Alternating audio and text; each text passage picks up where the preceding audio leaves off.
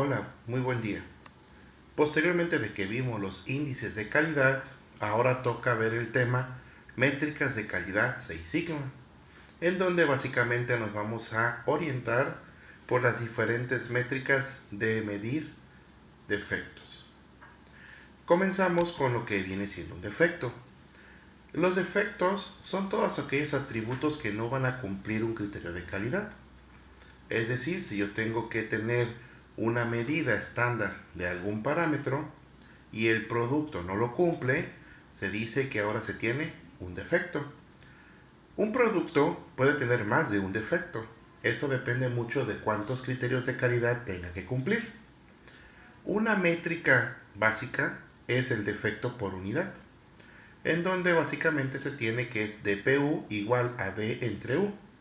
Esta métrica se refiere al número de defectos encontrados en un número de inspecciones, en donde se determina el nivel de no calidad del proceso.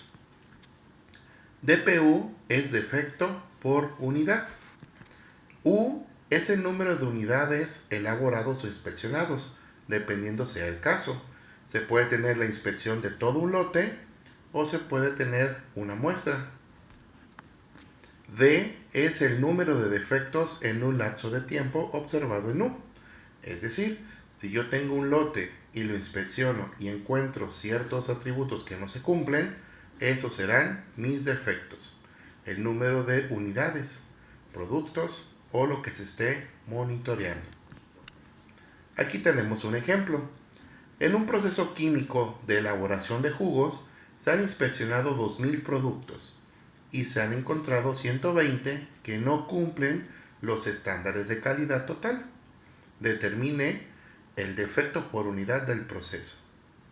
Como se puede observar en este ejemplo, tenemos U, el número de unidades inspeccionadas, que corresponde a 2000, y D, que es el número de defectos, que corresponde a 120. 120 productos no cumplieron la calidad. Al hacer el cálculo, DPU es D entre U, lo que corresponde a 120 entre 2000, dando un resultado de 0.06. DPU nos da un valor decimal. Sin embargo, dependiendo sea el caso, podemos multiplicar este valor dado por 100 para presentarlo en porcentaje. En este caso, por ejemplo, sería el 6%. Eso quiere decir que el 6% de los productos no cumplen la calidad del proceso. Otra de las métricas es el defecto por unidad de oportunidad. Y en este caso, si se dan cuenta, la ecuación es muy parecida.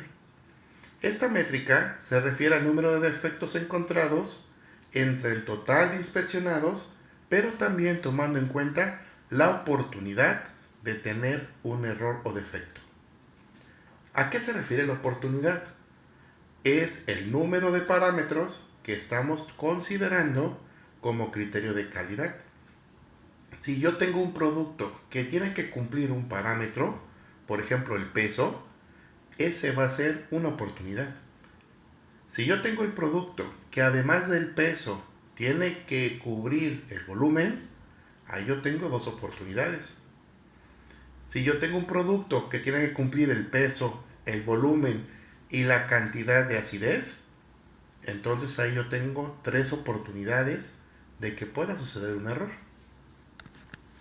Por lo tanto, O es la oportunidad de que suceda un error. DPO es el defecto por unidad. Y U sigue siendo el número de unidades inspeccionadas. D también sigue siendo el número de defectos observados. Y aquí tenemos el ejemplo.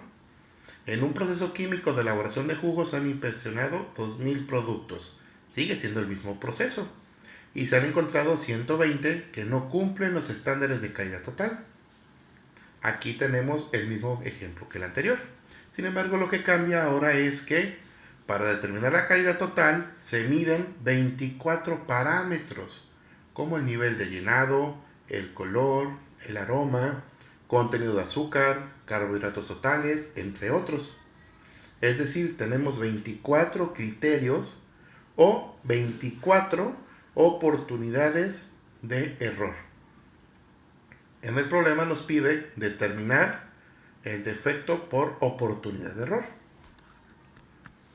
Y aquí se puede ver la ecuación. Siguiendo lo que se presenta, serían D entre U por O. D sigue siendo 120, U 2000 y O 24, que son los criterios de calidad. Al hacer la multiplicación y la división, nosotros encontramos que DPO es 0.0025. En este caso, esta métrica de igual forma nos lo dan en decimal, y si multiplicamos por 100 podemos encontrarlo en porcentaje. Ahora bien, el último de los que son importantes es el defecto por millón de oportunidades de error.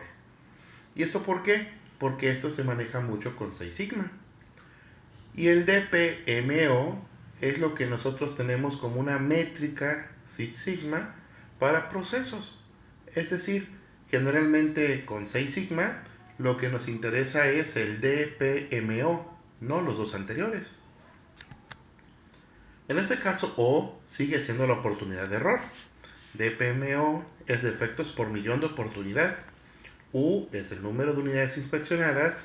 D es el número de defectos. Como se pueden visualizar, aquí lo único que hacemos es multiplicar por 1.000.000 el defecto por oportunidad, para que tengamos el defecto por millón de oportunidades. Vamos a ver el ejemplo. Aquí tenemos que es el mismo ejemplo que el anterior, solamente que tenemos que medir el DPMO. Seguimos teniendo una U de 2000, una D de 120, una O de 24. Este cálculo ya lo habíamos realizado.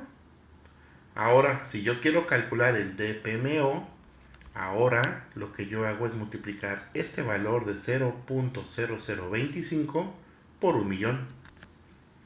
Y al hacerlo, encontraremos que el DPMO es igual a 2500. Esta métrica es muy utilizada. ¿Por qué?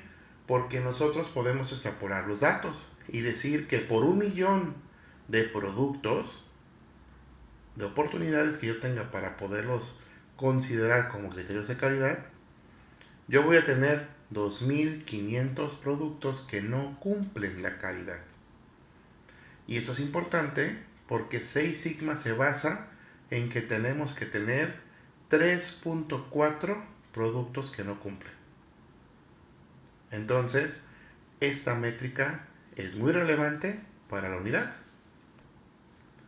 Con base a estas métricas, nosotros también podemos hacer otros cálculos de defectos, entre los cuales podemos encontrar el rendimiento de un proceso.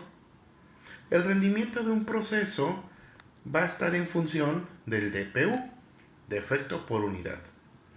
Y el rendimiento se va a encontrar con la letra Y mayúscula. Nosotros vamos a decir que el rendimiento nos dice la probabilidad de que las unidades salgan sin defecto. Es decir, cuál es la capacidad o el rendimiento neto positivo de mi proceso. Y Y se puede calcular por dos ecuaciones. En este caso, podemos observar que Y es igual a E a la menos DPU. Esta es una de las ecuaciones que nosotros podemos utilizar para calcularlo. Sin embargo, hay otra más sencilla, donde Y es igual a 1 menos DPU. Veamos el ejemplo. En un proceso químico se ha encontrado que el DPU es de 0.06. Si observan ustedes, es el mismo ejemplo del DPU que se vio unas diapositivas anterior. ¿Cuál es el rendimiento para que las piezas no tengan un error? Es decir, ¿cuál es el rendimiento positivo? Si hacemos uso de la ecuación número 1, encontraremos que Y es igual a 0.9418. Sin embargo, ustedes pueden hacer el uso de la segunda ecuación y observarán que será lo mismo. solamente que nos va a dar 0.94. ¿Por qué? Porque estamos ocupando el DPU de 0.06. Y como es una resta, el complemento para llegar a 1 es 0.94. Como se pueden dar cuenta, estas dos ecuaciones nos permiten calcular a Y, el rendimiento. Sin embargo, es mejor utilizar la de la E a la menos DPU porque nos va a dar un poquito de mayor certeza en el cálculo. Con esto también nosotros podemos calcular el nivel sigma del proceso. Mucho hemos hablado de lo que viene siendo Z. Si recuerdan del video anterior, Z era un índice de 6 sigma.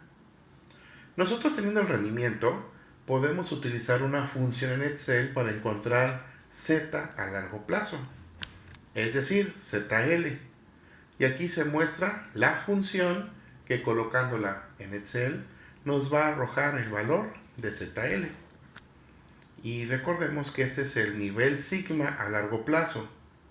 Por lo tanto, nosotros sabemos que ZC es igual a ZL más 1.5 porque generalmente el proceso central o centrado se mueve 1.5 sigmas. Entonces aquí nosotros podemos encontrar el sigma, el nivel de ZC a corto plazo con esa ecuación. Ejemplo, en un proceso químico se ha encontrado que el DPU es de 0.06. ¿Cuál es el rendimiento para que las piezas no tengan error y cuál es el nivel sigma que se presenta? Como se pueden dar cuenta, es lo mismo que el ejemplo anterior. Por lo tanto, ya hemos encontrado que en este caso Y es de 0.9418. Por lo tanto, ZL, haciendo uso de la función en Excel, me va a arrojar que ZL es 1.57. Y ahora, si nosotros quisiéramos saber cuál es el nivel sigma a corto plazo, utilizamos la ecuación de ZC que también se presenta aquí. Y en este caso, ZC va a ser igual a 3.07. Con esto, nosotros vamos a hacer uso de esta tabla que se explicó en el video anterior de índices de calidad. Y vamos a ver la calidad de corto y largo plazo en términos de CP, ZC, ZL y ppm. Y aquí nosotros, si recuerdan, podemos ligar lo que corresponde al índice CP con la calidad en sigmas. Y eso nos va a dar el porcentaje de la curva dentro de especificación. Es decir, los productos que sí están cumpliendo. Y también nos va a dar las partes por millón fuera de especificaciones. La mitad de la primera parte de esta tabla es para calidad a corto plazo y la segunda parte de la derecha es para largo plazo. Entonces con eso nosotros podemos encontrar el nivel sigma de un proceso y determinarlo también a corto y largo plazo. Además, abajo tenemos las ecuaciones para que a partir de las ppm nosotros podamos calcular la Z o viceversa. Por el momento sería todo. Muchas gracias.